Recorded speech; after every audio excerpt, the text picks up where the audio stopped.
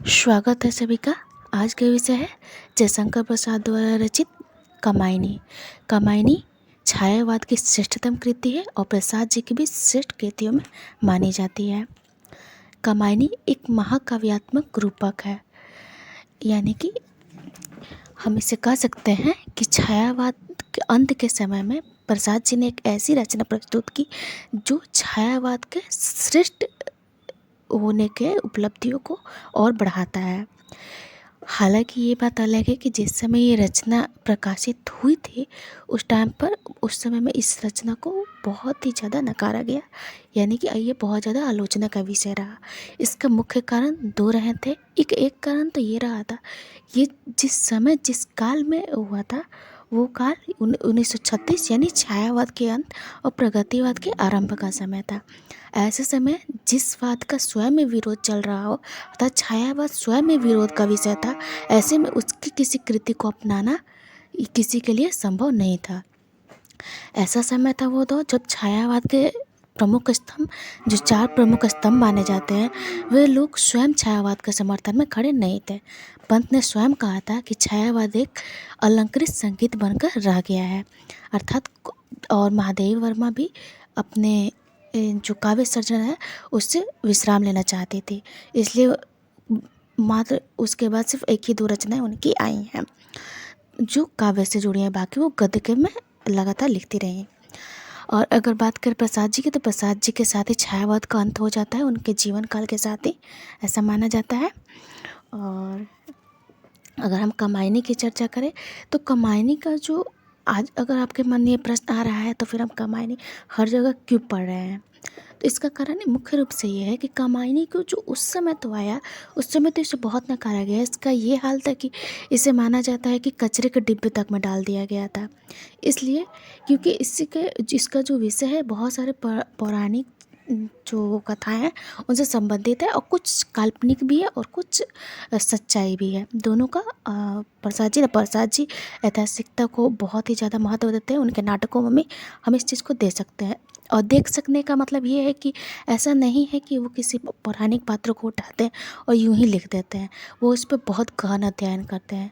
यही प्रसाद जी की हमेशा से खासियत रही है। और इसकी आलोचना का जो आज भी हम बहुत सारे कामायनी को लेकर डिबेट वगैरह देखते हैं, इसका मुख्य कारण है कि प्रसाद जी एक बहुत बड़े रचनाकार थे, और रचनाकार हमेशा 2 तरीके के होते हैं।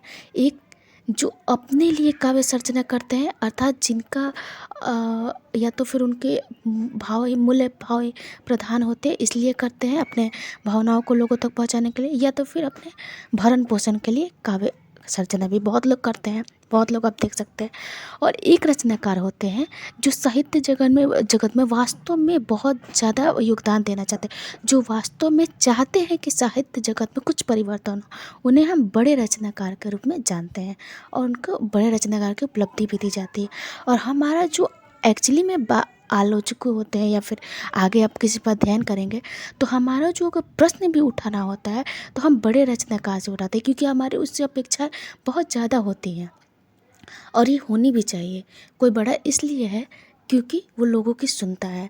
तो अगर हम प्रसाद जी के ना होने पर भी उनके कामायनी पर बार बार आज भी हमें जिस चीज़ की भी तैयारी करने पर हिंदी साहित्य में हमें कामायनी का 1 या 2 शब्द पढ़ने को मिलता ही है, और इस पर हमेशा ही डिबेट होते रहता है। इसका मुख्य कारण यही है कि हम किसी बड़े रचनाकार से उसकी रचनाओं से आगे भी उम्मीद लगाए रहते हैं कि हमें उसकी रचनाओं में हर वक्त कुछ नया जानने और सीखने को मिलेगा। हर वक्त एक नए नज़रिए के साथ हम कुछ नया चीज़ पाएंगे। तो और अगर बात करें तो आज है कामायनी की इतनी ज़्यादा जो महत्वपूर्णता है, इसके पीछे कुछ मुख्य लोग हैं। जैसे कि इसके पीछे ये तो एक पौराणिक है जैसे कि माना जाता है। हालांकि उस समय उन्होंने प्रसाद जी ने दोनों का मेल बता दिया था, जिसका मैं बात करने वाली हूँ, जिसमें कि जैसे मुक्तिबोध और रामविलास शर्मा जैसे रचनाकारों ने कामायनी को एक बार फिर से जानने और समझने की कोशिश की। इस संदर्भ में उन लोगों ने अपनी अपनी पुस्तकें की। मुक्तिबोध ने लिखा, जिसमें उन्होंने, क्योंकि मुक्तिवाद प्रगतिवाद से बहुत ज़्यादा प्रभावित थे, तो सामंती समाज से उनका प्रभावित होना बहुत ज़्यादा आम बात है, क्योंकि वो 2 ही चीज़ था उस समय, पूंजीवाद और शोषक और शोषित 2 ही चीज़ में बटा हुआ था, और वो प्रगतिवाद से बहुत ही ज़्यादा प्रभावित थे। ये आप उनकी रचना ब्रह्म राक्षस में देख सकते हैं। तो वो उन्होंने एक रचना की जिसका नाम है कामायनी। एक पुनर्मूल्यांकन है या फिर पुनर्विचार है। रामविलास शर्मा का और वेद मुक्ति बोध का, यही दो लोगों की रचना है। एक का पुनर्मूल्यांकन है, एक का पुनर्विचार है। तो मुक्ति बोध ने अपनी रचनाओं में इस मतलब कि उन्होंने इस तरह से कामायनी को देखने का प्रयास किया है कि जो मनु और श्रद्धा, ये तो जो उनके मुख्य पात्र हैं, इन लोगों के जरिए उन्होंने उन समय के परिस्थितियों को आज के समय की परिस्थिति, यानी कि उस समय जो परिस्थितियाँ चल रही थी समाज के, उससे जोड़कर और उसको प्राचीन से आधुनिकता का समन्वय कर दिया था। अर्थात अगर आप जब भी आप कभी भी अगर आप हिंदी लिए हैं तो आपको बहुत सारे ग्रेजुएशन में के प्रश्न पत्रों में देखने को मिलेगा कि आप कामायनी के आधुनिकता बोध को दर्शाइए। आधुनिकता बोध से आशय ये था कि कामायनी के जो प्रमुख पात्र हैं उनके पात्रों के विचारों को और उनके परिस्थितियों को आज के समाज के परिस्थितियों से तुलना की जाए और ये देखा जाए कि उस रचना का जो उस रचना में जो परिस्थितियाँ दिखाई गई हैं और जो विचार दिखाए गए कि आज के समय पे इतना प्रासंगिक है वो, क्या ये दोनों परिस्थितियों को अगर हम तुलना करते हैं तो क्या हमें कुछ समानता देखने को मिलती है। तो इसी तरह से समानताओं को आधुनिकता बोध को दर्शाया गया था। रामविलास शर्मा ने भी इसी तरह से उसे समांती समाज से जोड़ा था, क्योंकि दोनों ही मार्क्सवादी आलोचक थे, तो समांती समाज से दोनों को जोड़ा गया था और प्रगतिवाद का मुख्य केंद्र ही समाज रहा है, तो उस समाज से जोड़कर देखा गया। तो कामायनी इस पे बहुत अच्छी तरह से खरा उतरा कि हाँ, उसका जो प्रासंगिकता है वो आज भी है और आने वाले समय के परिस्थितियों पर भी उसी तरह से रहेगी। हालांकि वो बात अलग है कि मुक्ति बोध ने कुछ ज़्यादा ही प्रगतिवाद का उस पर प्रभाव डाल दिया था अपने आलोचना कृति में, जिसकी वजह से जो बच्चन सिंह हैं उन्होंने कहा इसे मार्क्सवाद का फुहर आलोचनात्मक कृति कहा था। इसलिए हालांकि ऐसा नहीं पूर्ण रूप से नहीं कहा जा सकता, क्योंकि जो कामायनी को जो उपलब्धि प्राप्त है उसमें कहीं ना कहीं मुक्तिबोध का भी उतना ही हाथ है। तो आगे अगर बात करें तो इसके अलावा भी जो जैसे डॉक्टर नागेंद्र दयानंद दुलारे वाजपेयी हुए और शांति प्रिया द्विवेदी जो छायावाद के मुख्य आलोचक माने जाते हैं, प्रतिष्ठित आलोचक, इन लोगों ने भी कामायनी पे बहुत अध्ययन किया है और शांति प्रिया द्विवेदी ने इसे छायावाद का उपनिषद कहा है। अब आगे बढ़ते हैं और इसकी कथा वस्तु को समझते हैं। इसकी कथा वस्तु को जब आप समझिएगा तो आपको जो बेसिक कॉन्सेप्ट है वो क्लियर हो जाएगा। उसके बाद जब आप इसे के पंक्तियों को पढ़िएगा तो आपको बहुत अच्छे से समझ में आएगा। तो इसे बहुत ही आसानी से समझते हैं सरल भाषा में। पहले मैं अपने शब्दों में आपको इसे समझाती हूँ बहुत साधारण से भाषा में। तो पहले इसकी रचना जो है, इसका जो बेसिक कॉन्सेप्ट है, इसकी रचना 1935 में पूर्ण हुई थी और इसका प्रकाशन 1936 में हुआ था। इसमें कुल 15 सर्ग हैं और इसके जो प्रमुख पात्र हैं वो मनु हैं और श्रद्धा है, ईड़ा है और कुमार है। हालांकि और भी मतलब है, लेकिन ये जो मुख्य पात्र हैं और इन सबको एक प्रतीक के रूप में प्रसाद जी ने दिखाया। ये केवल पात्र नहीं है, इन पात्र कोई ना कोई आपके मनोभावों के प्रतीक हैं। आपके जो भाव होते हैं, जैसे कि मनु जो है मन के प्रतीक है। मन अर्थात मन जो होता है वो बहुत चंचल होता है, जो एक निर्णय पे नहीं रुक सकता है, वो हमेशा भटकता रहता है। और इसका जो मन का जो केंद्र होता है वो भौतिक विलास होता है, अर्थात भौतिकता को वो ज़्यादा महत्व देता है। इसके बाद आती है श्रद्धा। श्रद्धा जो है हृदय के प्रतीक है। हृदय कोमल होता है।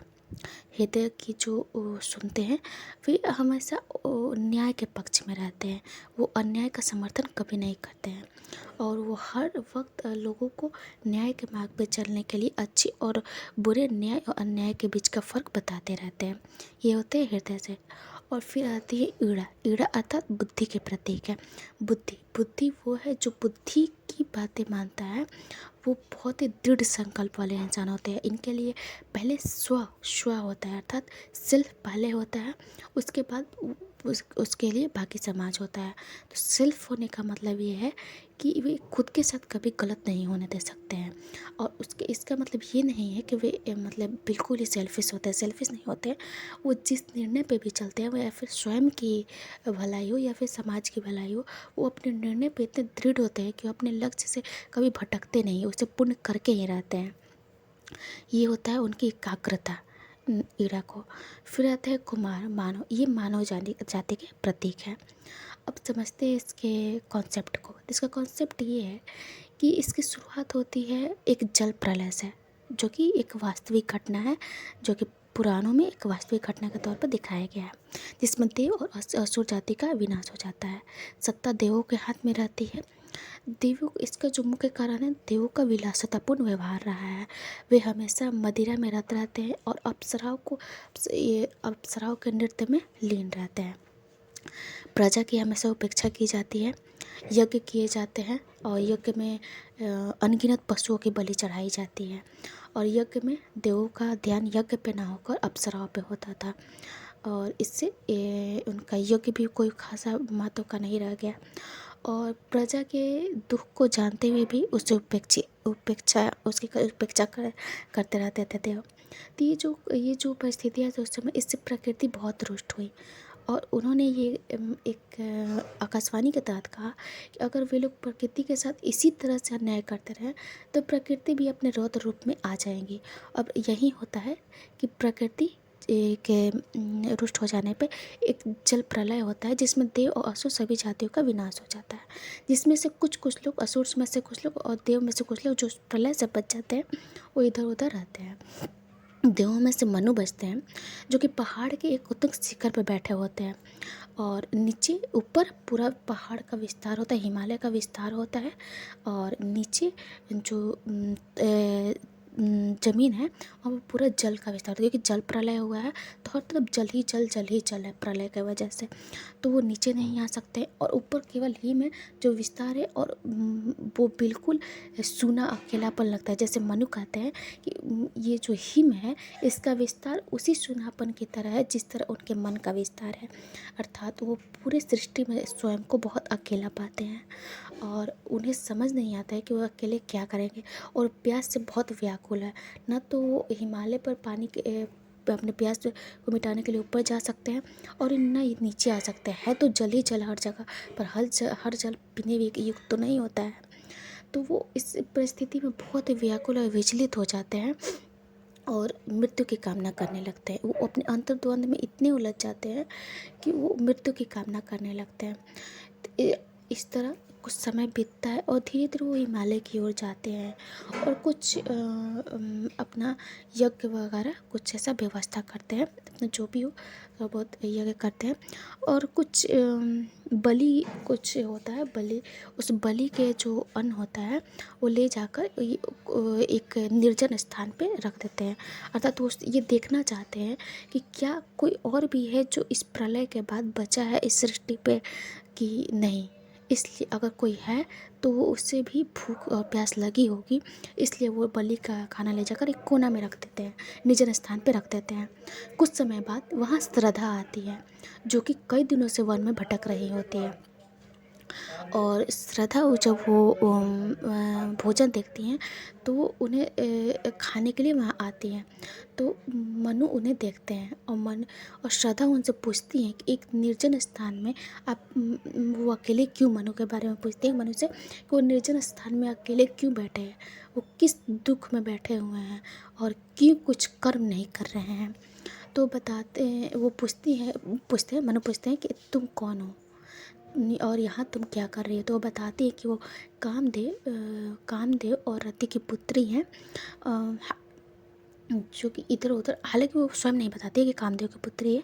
वो बताती हैं कि वो एक गंधार प्रदेश में उत्पन्न एक कन्या है, जो कि ललित कलाओं को सीखने की इच्छा हुई, जिसकी वजह से वो वन में इधर उधर भटक रही थी और कहीं वो भटकते भटकते यहाँ तक चली आई थी। और जब वो कुछ समय बाद वहाँ से चली जाती हैं और उन्हें कर्म के लिए प्रेरित करती हैं। कुछ यहाँ पे ऐसे ऐसे बात है जिससे काफ़ी विवादित है, जो श्रद्धा मनु से कहती हैं, वो आपको बाद में समझ में आएगा। तो यहाँ से चले जाते हैं और मनु जो है श्रद्धा की तलाश करते हैं, तो वहाँ कामदेव उत्पन्न होते हैं। कामदेव बताते हैं कि ये मेरी और रति की पुत्री है, अर्थात कामायनी का अर्थ आपको समझ में आ पाएगा कि कामायनी अर्थात काम गोत्र में उत्पन्न होने के कारण श्रद्धा का एक नाम कामायनी भी है, क्योंकि वो काम गोत्र में उत्पन्न हुई है। तो अर्थात ये जो कामायनी है ये श्रद्धा, इसका मतलब श्रद्धा को केंद्र में रखकर कामायनी कहा गया है। तो कामदेव यहाँ पर कहते हैं और वो बताते हैं कि श्रद्धा को किस तरह मतलब कि प्रसन्न कर सकते हैं, किस तरह मनु श्रद्धा को पा सकते हैं। तो बताते हैं कि उसके लिए उन्हें के योग्य बनना होगा और कर्म के मार्ग पे चलना होगा। तो मनु जो है अब कर्म के मार्ग पे यहाँ पे चलते हैं। कुछ समय बाद श्रद्धा और मनु को एक दूसरे से प्रेम हो जाता है, दोनों विवाह कर लेते हैं।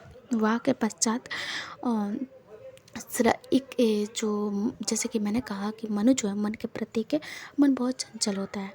तो मनु जो है वो श्रद्धा पे एक छत अधिकार चाहते हैं, अर्थात श्रद्धा के प्रेम पर एक छत अधिकार चाहते हैं। एक छत्र का अर्थ आपको ये समझ में आएगा कि जब उन्हें ये पता चलता है कि उनकी संतान होने वाली है, तो इस बात से प्रसन्न होने के बजाय और ही ज़्यादा दुखित हो जाते हैं, क्योंकि उन्हें लगता है कि अब श्रद्धा का प्रेम उनके प्रति एक छत्र रूप से समर्पित ना होकर संतान के प्रति भी बढ़ जाएगा। अब संतान को ही वो ज़्यादा प्रेम करेंगी और उनसे जो बचेगा प्रेम वो मनु के लिए होगा। ये मनु का पर्सपेक्टिव था इसे देखने का, अर्थात परिप्रेक्ष्य था इसे देखने का। तो जब मनु उन्हें बताती है संतान की जो थी होती है, तो फिर वो बहुत नाराज़ हो जाते हैं और बहुत ही विवाद करते हैं कि मुझे ऐसा संतान की इच्छा नहीं है जो मेरे प्रेम का हिस्सा को बांट दे। तो श्रद्धा उन्हें समझाती है कि वो प्रेम को बांटने नहीं आ रहा है, वो हमारे प्रेम को और विस्तृत करने आ रहा है।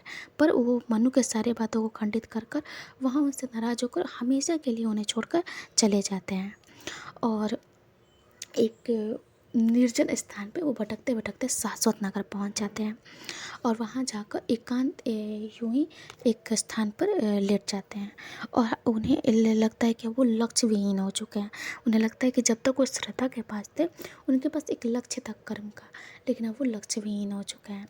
लेकिन जब वो ऐसे ही रहते हैं तो अचानक कामदेव उत्पन्न होते हैं, प्रकट होते हैं और वो बोलते हैं कि तुम अपने ही पुरुष के सत्ता में ये तुम भूल गए हो कि तुम नारी की भी कुछ अस्तित्व होती है।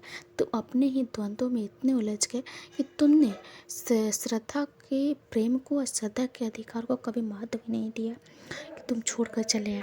अर्थात वो बहुत ही नाराज़ हो जाते हैं, क्योंकि कामदेव श्रद्धा के पिता होते हैं, तो पिता होने के कारण वो नाराज़ हो जाते हैं और मनु को बहुत सारी बातें कहते हैं। वो ये भी बताते हैं कि तुमने आज जो श्रद्धा के साथ किया है, क्योंकि तुम मानव जाति के प्रथम व्यक्ति हो गए, क्योंकि मनु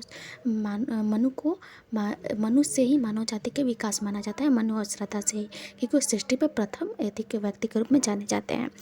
तो तुमने आज जो व्यवहार किया है, इससे तुमने ये बताया है कि आने वाले समय में जो मानव होंगे, मानव कौन है, जो इनके पुत्र होंगे कुमार, मानव मनु और श्रद्धा, उनके जो पुत्र होंगे मानव, तो उसी ये पूरे मानव जाति के प्रतीक हैं। तो वो इसका परिणाम भोगेंगे, एक कि उनका जो प्रेम होगा ईर्ष्या से पूर्ण होगा, जिस तरह तुम्हारा प्रेम था, और अपने प्रेम के साथ हमेशा ही छल करेंगे जिस तरह तुमने अपने प्रेम में श्रद्धा के साथ छल किया है। और इसी तरह बताते हैं कि किस तरह इसके दुष्परिणाम होंगे, कुछ बहुत सारी बातें उनको बोलते हैं और फिर वो क्रोध होकर चले जाते हैं। आगे उनसे यहाँ पर ईड़ा आती है, ईड़ा से मिलते हैं वो, और इस शाश्वत नगर जो कि जहाँ की ईड़ा राजकुमारी होती है, वो एक बंजर प्रदेश होता है। प्रलय के बाद वो बंजर हो जाता है और उस पर अन्य जातियों का अधिकार हो जाता है। और वो ईड़ा से मिलते हैं, तो ईड़ा को देखकर भी मतलब कि उनके मन में फिर से एक भावना जगती है। तो वो ईड़ा कहती हैं कि वो चाहती हैं कि उनके शाश्वत नगर को फिर से बसाया जाए। तो मनु उनके साथ जाते हैं। तो मनु एक प्रतापी रहते हैं, ये बात जानने की है कि वो मन जो होता है कभी कभी जो चाहता है वो इतना दृढ़ करके दिखा देता है कि कभी कभी तो इतना दृढ़ हो जाता है कि वो सब कुछ करके दिखा देता है। तो इसी तरह मनु जो होते हैं वो शाश्वत नगर में जाते हैं और उस बंजर प्रदेश को अपने प्रताप से फिर से बसा देते हैं और वहाँ पे फिर से इन दोनों का सत्ता आ जाता है। और कुछ समय बाद वो जो मनु श्रद्धा के साथ करते हैं यहाँ भी वहीं करते हैं, अर्थात ईड़ा पे अपना पूर्ण अधिकार पाना चाहते हैं। और ईड़ा श्रद्धा नहीं है, इसका अर्थ ये है कि वो हृदय के समान कोमल ना होकर दृढ़ बुद्धि की है। वो ये तो चाहती है कि मनु के ने उस वैसे शाश्वत प्रदेश को फिर से बसाया है तो वो उसके उनके साथ रहे, पर उन पर ज़बरदस्ती अधिकार जमाए को ही उन्हें पसंद नहीं है।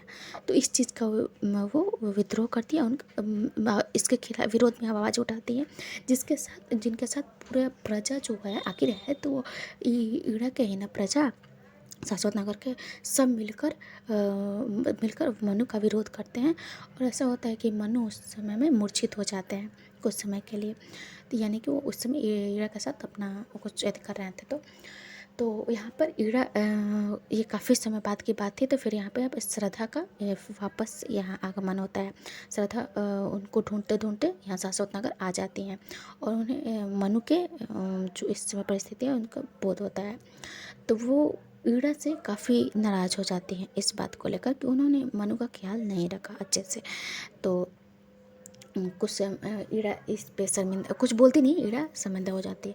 इस पर भी काफ़ी डिबेट है, लोगों का मानना है कि क्यों यहाँ पर भी श्रद्धा को मतलब महत्वपूर्ण दिखाया गया है।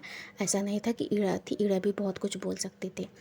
तो लेकिन यहाँ पर भी दिखाया जाता है, श्रद्धा के विचारों को विजय दिखाया जाता है।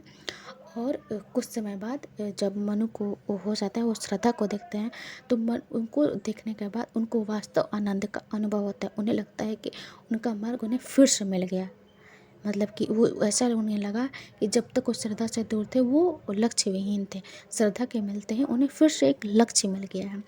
अब वो इस सब मतलब कि सब कुछ छोड़ करके, मोह माया को छोड़ करके वो जाना चाहते हैं कहीं शांति में। और इसके लिए वो मनु के बताए गए मार्गों पर होते हुए मानसरोवर की ओर चल देते हैं। और मानसरोवर की ओर जाकर, और ये बात यहाँ जानने की है कि वे दोनों कुमार अर्थात जो श्रद्धा के पुत्र हुए हैं तो उन्हें ईड़ा के पास ही छोड़कर जाते हैं। और कुछ समय बाद ऐसा माना ये दोनों मानसरोवर जाकर अपने आनंद की प्राप्ति कर लेते हैं।